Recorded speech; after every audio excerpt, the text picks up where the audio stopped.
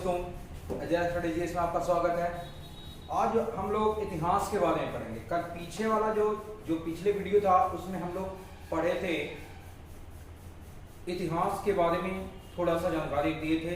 उसके बाद हम लोग को ये पढ़ना था, हम बताए थे कि ऐतिहासिक काल को 3 भागों में बांटा गया। दरअसल आप लोग को पता होना चाहिए कि प्राग ऐतिहासिक काल जो कहते हैं, तो प्राग ऐतिहासिक काल को उद्घाटित करने का श्रेय, प्राग ऐतिहासिक काल को उद्घाटित करने का श्रेय, प्राग ऐतिहासिक काल को उद्घाटित करने का श्रेय डॉक्टर प्राइमरोज को दिया जाता। डॉक्टर प्राइमरोज को दिया जाता। तो यहां पर से कभी कभी क्वेश्चन पूछता है कि प्राग ऐतिहासिक काल को उद्घाटित करने का श्रेय किसे दिया जाता है, तो डॉक्टर प्राइमरोज को दिया जाता है।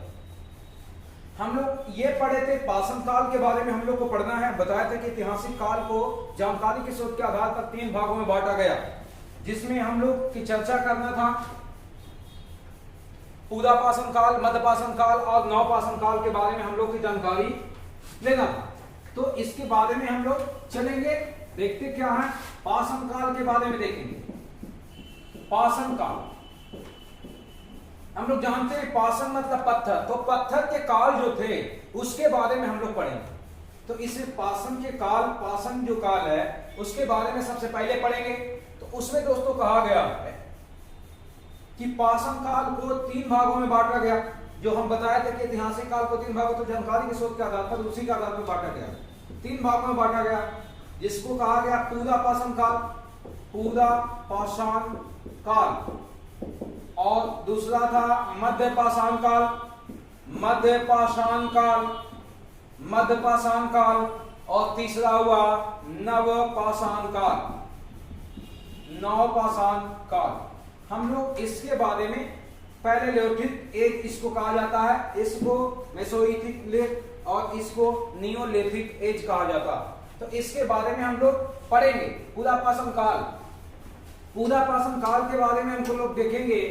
पूरा पाषाण काल को हम डिफाइन करेंगे।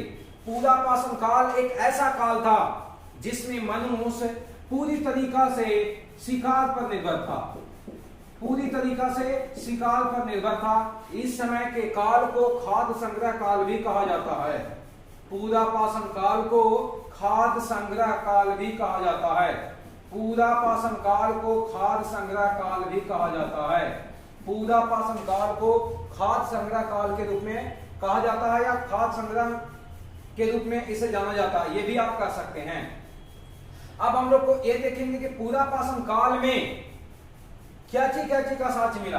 तो दोस्तों हम लोग को पता होना चाहिए कि पूरा पाषाण काल में भारत में किसी भी मनुष्य का साक्ष्य नहीं मिला है। ये बहुत इंपॉर्टेंट है। भारत में मनुष्य का साक्ष्य इस समय नहीं मिला था। इस समय मनुष्य का साक्ष्य नहीं मिला है। दोस्तों आपको पता होना चाहिए, क्वेश्चन आपसे पूछा जा सकता है कि इनमें से किस काल में मनुष्य का साक्ष्य मिला है, तो पक्का क्लियर हो जाना चाहिए कि भारत में, हम भारत की सिर्फ बात कर रहे हैं, अलग देशों की बात नहीं कर रहे हैं। भारत में इस समय मनुष्य का साक्ष्य नहीं मिला था। किस समय? पूरा पाषाण काल की बात कर रहे हैं दोस्तों। और बहुत सारे जगहों पर मनुष्य के साक्ष्य थे, लेकिन भारत में इसके बारे में साक्ष्य नहीं मिला। दोस्तों आपको पता होना चाहिए कि आज से लगभग 14 लाख वर्ष पहले की बात है, जिसमें मानव के जन्म के बारे में बताया गया, या मानव को देखा गया था। वो दक्षिण अफ्रीका के जंगलों में, जिसको रामापिथेकस के नाम से जाना जाता है। तो उस समय मनुष्य का जन्म आज से लगभग 14 लाख वर्ष पहले हुआ। लेकिन ज्ञानी मानव का जो जन्म हुआ, ज्ञानी मानव धरती पर जो आया, ज्ञानी मानव, तो ज्ञानी मानव धरती पर आया था लगभग 30 से 40 हजार वर्ष पहले। 30 से 40 हजार वर्ष पहले आया था। तो यहां पर से ज्ञानी मानव के होमोसेपियंस जिसको कहते हैं, होमोसेपियंस के बारे में आपसे क्वेश्चन पूछा जा सकता है। ज्ञानी मानव धरती पर कब आया था, तो आज से लगभग 30 से 40 हजार वर्ष पहले। लेकिन वही खाली मानव की बात करेगा तो खाली मानव लगभग 14 लाख वर्ष पहले मानव को देखा गया था। 14 लाख वर्ष पहले आप कर सकते हैं। 14 लाख वर्ष पर। हाँ, पाषाण काल जो ये पूरा पाषाण काल है, इसमें और क्या चीज का साक्ष्य मिला? सबसे इंपॉर्टेंट चीज है कि पूरा पाषाण काल में आग का आविष्कार हुआ था। आग का आविष्कार पूरा पाषाण काल में हुआ था। आग का आविष्कार पूरा पाषाण काल में हुआ था। ये क्वेश्चन आपसे पूछा जा सकता है, बहुत इंपॉर्टेंट है। आग का आविष्कार किस काल में हुआ? तो पूरा पाषाण काल में। आगे आपसे क्वेश्चन पूछा जा सकता है कि पूरा पाषाण काल के बारे में और बताइए। तो पूरा पाषाण काल में जो इस समय के जो लोग थे, इस समय के जो लोग थे निग्रेटो जाति के, निग्रेटो जाति के थे। इस समय लोग कौन सी जाति के? निग्रेटो जाति के थे। पूरा पाषाण काल में ही मध्य प्रदेश के भीमबेटका गुफा से, भीमबेटका गुफा से, भीमबेटका गुफा से, मध्य प्रदेश के भीमबेटका गुफा से, मध्य प्रदेश के भीमबेटका की गुफा से एक चित्रशाला का साक्ष्य मिला। चित्रशाला का साक्ष्य मिला। चित्रशाला का साक्ष्य मिला। यहां से आपसे क्वेश्चन पूछा जा सकता कि चित्रशाला का साक्ष्य किस सभ्यता में मिला था या किस काल की देन है? तो पूरा पाषाण काल में, और ये मध्य प्रदेश के भीमबेटका के गुफा से चित्रशाला का साक्ष्य मिला है, जो बहुत ही इंपॉर्टेंट है। इस समय के लोग जो थे पूरी तरीका से शिकार पर निर्भर थे। दोस्तों, इसके बाद हम लोग पूरा पाषाण काल के बाद हम लोग मध्य पाषाण काल के बारे में जानेंगे। तो अभी आप स्क्रीनशॉट ले सकते हैं।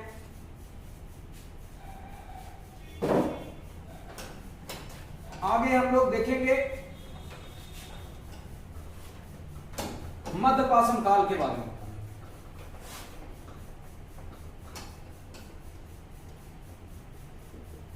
मध्य पाषाण काल, मध्य पाषाण काल के बारे में हम लोग जानेंगे। तो ये मध्य पाषाण काल में भी मनुष्य पूरी तरीका से शिकार पर ही निर्भर था, लेकिन कुछ न कुछ इसमें पहले की अपेक्षा ज्ञान ज्यादा होगा। अब यहां के लोग पशु को पालना शुरू कर दिए।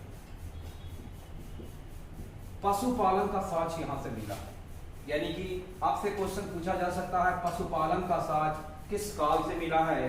तो मध्य पाषाण काल। सबसे पहले आपको यह भी क्वेश्चन पूछा जा सकता है कि सबसे पहले किस पशु को पालतू बनाया गया? तो सबसे पहले कुत्ता को पालतू बनाया गया। इस काल में मनुष्य का साक्ष्य मिला, यानी कहने का मतलब है कि मध्य पाषाण काल में भारत में मनुष्य का साक्ष्य मिला है। और मनुष्य के साथ साथ, मनुष्य जब मरता था तो उसके साथ कुत्ते के दफनाने का भी साक्ष्य मिला है, जिससे यह प्रमाणित होता है कि कुत्ता जो है वो मनुष्य का सबसे पुराना प्रेमी या सहचर था, सबसे पुराना साथी। सबसे पुराना साथी यही था, कुत्ता ही था मनुष्य का। तो मनुष्य के साथ कुत्ते को दफनाने का जो साक्ष्य है, मनुष्य के साथ कुत्ता को दफनाने का साक्ष्य, मनुष्य के साथ कुत्ता को दफनाने का साक्ष्य बुर्ज होम यानी जम्मू कश्मीर से मिला। जम्मू कश्मीर से मिला। तो जम्मू कश्मीर से मिला है, जम्मू कश्मीर से मनुष्य के साथ कुत्ते के दफनाने के साक्ष्य मिले। यहां से कुछ जगहों से आदमी का भी साक्ष्य मिला है। इस काल में लोग पशुपालन करना शुरू कर दिया था, भेड़ बकरियां सब पालना शुरू कर दिया था। इस काल में भी लोग थे वो शिकार पर ही निर्भर थे, लेकिन इतना नॉलेज हुआ कि सब लोग पशु पालना शुरू कर दिया था। इसके बारे में बस हम लोग इतना ही जानेंगे। अब हम लोग जानेंगे नवपाषाण काल के बारे में। एक मिनट, इसमें हम लोग और थोड़ा सा देख लेते हैं मध्यपाषाण काल के बारे में। जैसे हम लोग देखे थे, कभी कभी यहां से क्वेश्चन पूछा जाता है, 2-3 क्वेश्चन और बहुत इंपॉर्टेंट है, उसके बारे में हम लोग देख लेते हैं। जैसे मध्यपाषाण काल के बारे में पूछता है कि मध्यपाषाण काल में जो शिकार के लिए या फिर पेड़ पौधे को काटने के लिए कैसा औजार का प्रयोग किया जाता था? तो छोटे छोटे औजार का प्रयोग किया जाता था। कैसे औजार का? छोटे छोटे औजार का प्रयोग किया जाता था। ये छोटे छोटे औजार को ये छोटे छोटे औजार को माइक्रोलिथ कहा जाता था। माइक्रोलिथ कहा जाता था। क्या कहा जाता था? माइक्रोलिथ। यानी कि मध्यपाषाण काल में जो छोटे छोटे उपकरण का प्रयोग किया जाता था या छोटे छोटे औजार का जो प्रयोग किया जाता था उसे माइक्रोलिथ कहा जाता था। माइक्रोलिथ की खोज 1857 ईस्वी में कार्लाइल माइक्रोलिथ की खोज 1857 ईस्वी में कार्लाइल ने किया था। माइक्रोलिथ की खोज किसने किया था? माइक्रोलिथ की खोज किया था। तो खोज किसने किया था? कार्लाइल ने किया था। कब किया था? 1857 ईस्वी में। यहां पर से क्वेश्चन पूछता है कि माइक्रोलिथ की खोज कहां से किया था कार्लाइल ने? कौन से क्षेत्र से? तो सिंध वाले इलाके से, बिंद क्षेत्र से, सॉरी सिंध नहीं, बिंद क्षेत्र से। तो बिंद क्षेत्र से माइक्रोलिथ की खोज किया था कार्लाइल। कब किया था? 1857 ईस्वी में। और माइक्रोलिथ किसको कहते हैं? जो छोटे छोटे औजार का प्रयोग किया जाता था मध्यपाषाण काल में, उसको माइक्रोलिथ कहा जाता था। माइक्रोलिथ की खोज कार्लाइल ने किया था 1857 ईस्वी में। कौन से क्षेत्र से? बिंद क्षेत्र से खोज किया था। तो ये था मध्यपाषाण काल में 2-3 क्वेश्चन बहुत इंपॉर्टेंट। अब हम लोग नवपाषाण काल के बारे में पढ़ें। ठीक है,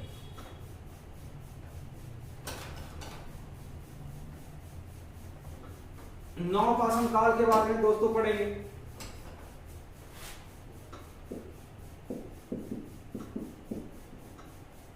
नवपाषाण काल ये बहुत इंपॉर्टेंट। नवपाषाण काल के बारे में सबसे पहले जानकारी जॉन लुबाक ने दिया। नवपाषाण काल के बारे में सर्वप्रथम जानकारी किसने दिया था? जॉन लुबाक ने दिया था। नवपाषाण काल में लोग कृषि एवं पहिए का आविष्कार किया था। कृषि एवं पहिए का आविष्कार किया, यानी कृषि करना शुरू किया और पहिए का आविष्कार कर दिया था। आपको पता होना चाहिए, जब कृषि होगा तब ढोने के लिए कुछ चाहिए, तो 2 पहिया वाला वाहन जिसमें बैल या फिर घोड़े को आगे लगा करके खींच कर ले जाया जाता था, उसे ढोया जाता था। तो कृषि और पहिए का आविष्कार भी नवपाषाण काल में हुए थे। और इसके बारे में सर्वप्रथम जानकारी किसने दिया? जॉन लुबाक ने दिया था। अब हम लोग देखेंगे नवपाषाण काल के लोग जो थे वो किसका प्रयोग करते थे? इस समय के लोग कपड़ा पहनना शुरू किया। मध्यपाषाण काल और पूर्वापाषाण काल में लोग कपड़े नहीं पहनना जानते थे, लेकिन नवपाषाण काल में लोग कपड़ा पहनना शुरू कर दिया। तो इस समय क्या चीज का कपड़ा नहीं पहनता था, जानवर के खाल का, जानवर के खाल और पेड़ के पत्तियों से अपना शरीर को ढका करते थे। आगे हम लोग देखेंगे नवपाषाण काल के बारे में। नवपाषाण काल में लोग जो थे, इसके जानकारी बहुत सारी चीजों की हो गई थी। तो बर्तन बनाने के जानकारी भी थे, बर्तन पर डिजाइन बनाना भी इन लोग क्या आता था? डिजाइन बनाना आता था, बर्तन पर डिजाइन बनाते थे। और हम लोग इतना जानेंगे कि कभी कभी क्वेश्चन यहां से पूछता है कि आप बताइएगा, आप लोग बताएंगे कि नवपाषाण काल के बारे में आपसे कभी कभी क्वेश्चन पूछा जाता है कि इसमें कृषि का आविष्कार तो हुआ, यानी कृषि करना शुरू किया, पहिए का आविष्कार हुआ। लेकिन क्वेश्चन कभी कभी पूछ देता है कृषि का प्राचीनतम साज, सबसे पुराना साज, तो कृषि का प्राचीनतम साज कहां से मिला? कृषि का प्राचीनतम जो साज है, साज कहां से मिला? तो कृषि का प्राचीनतम साज कोल्डी हवा से प्राप्त हुआ। कृषि का प्राचीनतम साज कोल्डी हवा से प्राप्त हुआ है। यहां पर लिखा हुआ है कृषि का प्राचीनतम जो साज है कहां से मिला है? कोल्डी हवा से मिला। दोस्तों ये कोल्डी हवा कहां? यूपी के इलाहाबाद में कोल्डी हवा। कभी कभी क्वेश्चन पूछता है कि चावल का साज, हम किसी सिंधु सभ्यता की बात नहीं कर रहे हैं, हम पाषाण काल की बात कर रहे हैं कि पाषाण काल में कृषि का प्राचीनतम साज कहां से मिला है? कोल्डिया से। जबकि चावल का साज कहां से मिला है? तो ये आपको मिला है मेहरगढ़ से। मेहरगढ़ से। अच्छे किस्म के जौ का साज जम्मू कश्मीर से मिला है। जौ का साज जम्मू कश्मीर।